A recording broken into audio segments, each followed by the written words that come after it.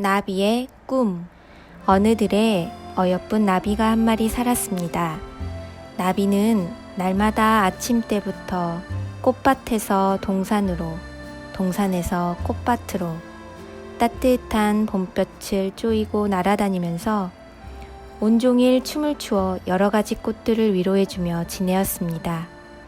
하루는 어느 포근한 잔디밭에 앉아서 따뜻한 볕을 쪼이면서 이런 생각을 하였습니다. 여신께서는 나를 보시고 즐겁게 춤을 추어 많은 꽃들을 기껍게 해주는 것이 너의 직책이다 하셨다. 나는 오늘 지금까지 모든 꽃들을 모두 기껍게 해주기 위하여 내 힘껏 하여왔다. 그러나 어떤 일이든지 좀 더 좋은 일을 했으면 좋겠다고 생각하였습니다. 그 후부터는 날마다 그 더 좋은 일을 생각하고만 있었습니다. 어느 날 밤이었습니다.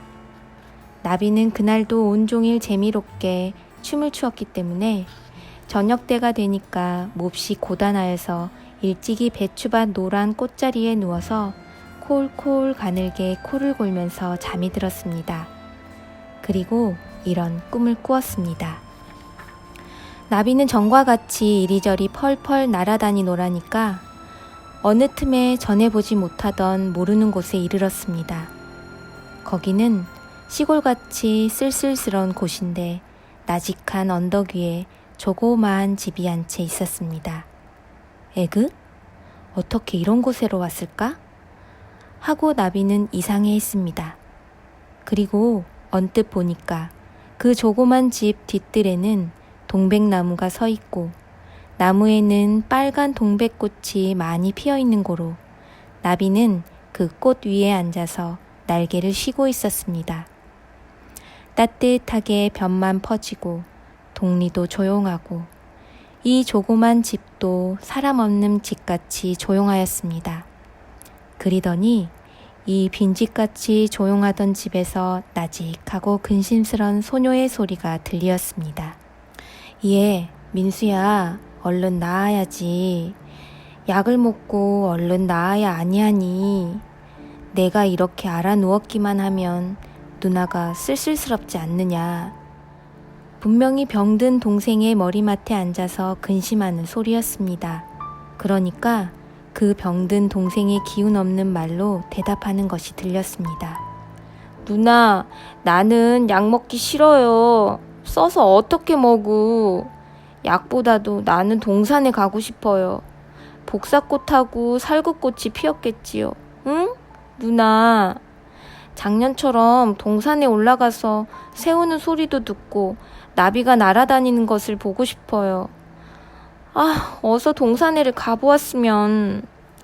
나비는 이 가느다란 불쌍한 소리를 듣고 퍽 마음이 슬펐습니다. 잠이 깨어 눈이 뜨였습니다. 벌써 날이 밝아서 세상이 훤하였습니다. 나비는 지난밤의 꿈을 다시 처음부터 차근차근히 생각하였습니다. 생각할수록 어디인지 분명히 그런 불쌍한 어린 남매가 있는 것 같이 생각되었습니다. 그래서 나비는 가끔 놀러오는 동무 꾀꼬리에게 찾아가서 그 꿈 이야기를 하였습니다. 그러니까 마음 착한 꾀꼬리는 그 말을 듣고 그럼 분명히 그런 불쌍한 남매가 어딘지 있는 모양일세 하였습니다. 그리고 다시 그 앓는 동생이 새소리를 듣고 싶고 나비가 보고 싶다고 하더라니 우리가 어디인지는 모르지만은 둘이 찾아가 보세 그려 하였습니다. 나비와 꾀꼬리는 꿈에 본 집을 찾으러 나섰습니다. 그러나 어느 곳에 그런 집이 있는지 아는 수가 있겠습니까? 하는 수 없이 쩔쩔매다가 마침 높이 떠서 멀리 날아오는 기러기를 불렀습니다. 서늘한 나라를 찾아서 북쪽을 향하고 먼 길을 가던 기러기가 부르는 소리를 듣고 내려왔습니다. 남쪽에서 오시는 길에 혹시 언덕 위에 조그만 집에 어린 동생이 알아 누웠고 누이가 울고 있는 불쌍한 남매를 보지 못했습니까?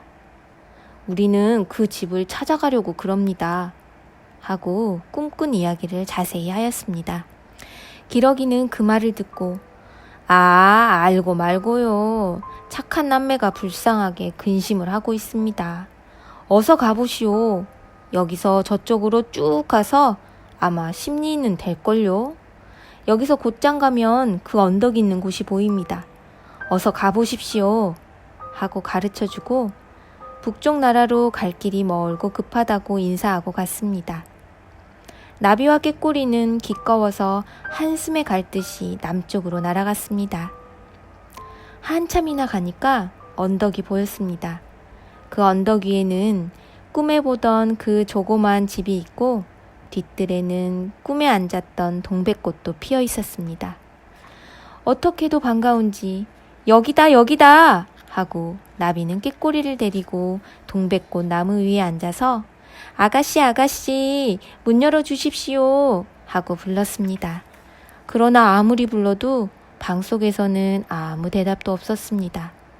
그러니까 꾀꼬리가 아무리 부른들 알아들을 리가 있나 하고 이번에는 자기가 그 어여쁜 소리로 꾀꼴 꾀꼴 꾀꾀꼴 하고 노래를 불렀습니다.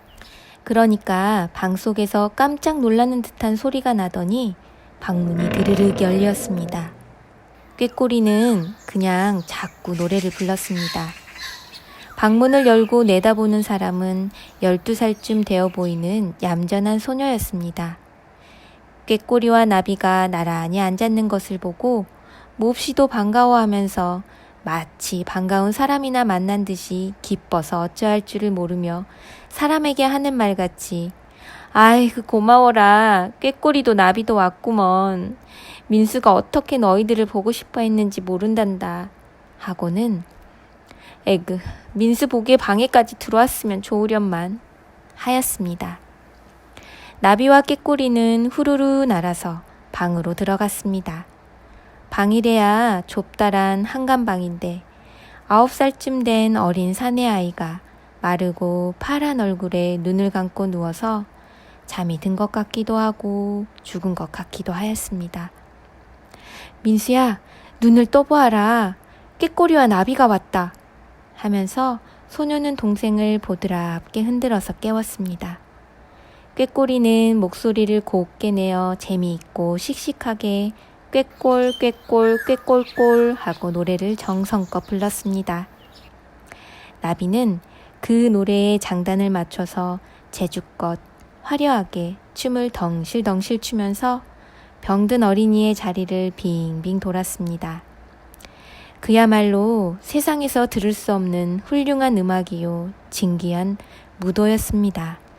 어슴푸레하게 떴던 병든 소년의 두 눈은 점점 크게 떠지면서 생기가 나면서 춤추며 돌아다니는 나비를 따르고 귀는 아름다운 꾀꼬리의 노랫소리를 정성스럽게 듣고 있습니다. 꾀꼬리와 나비는 열심으로 재주와 정성을 다하여 노래를 부르고 춤을 추었습니다. 그리니까 병든 소년의 눈은 점점 광채가 나기 시작하고 파란 얼굴에는 붉은 혈기가 점점 돌아오더니 이윽고는 긴 겨울이 지나도록 한 번도 보지 못한 웃음의 빛이 그의 눈에도 입에도 보이기 시작하였습니다. 그것을 보고 꾀꼬리와 나비는 기운껏 피곤하기까지 노래와 춤을 추었습니다. 그날 밤에는 소녀의 따뜻한 주선으로 그 집 처마 끝 동백나무 그늘에 자고 그 이튿날도 또 방에 들어가서 노래를 부르고 춤추고 하였습니다. 어린이의 병은 차츰 나아지고 기운과 정신이 나날이 새로워졌습니다. 나비와 꾀꼬리는 그 이튿날도 또 그 이튿날도 쉬지 않고 노래와 춤으로 병든 소년을 위로하였습니다. 이렇게 이래 동안을 지나자 소년은 아주 쾌하게 병이 나아서 누나의 손을 잡고 동산에도 가고 뜰에도 가서 꾀꼬리와 나비와 재미있게 뛰놀 수 있게 되었습니다.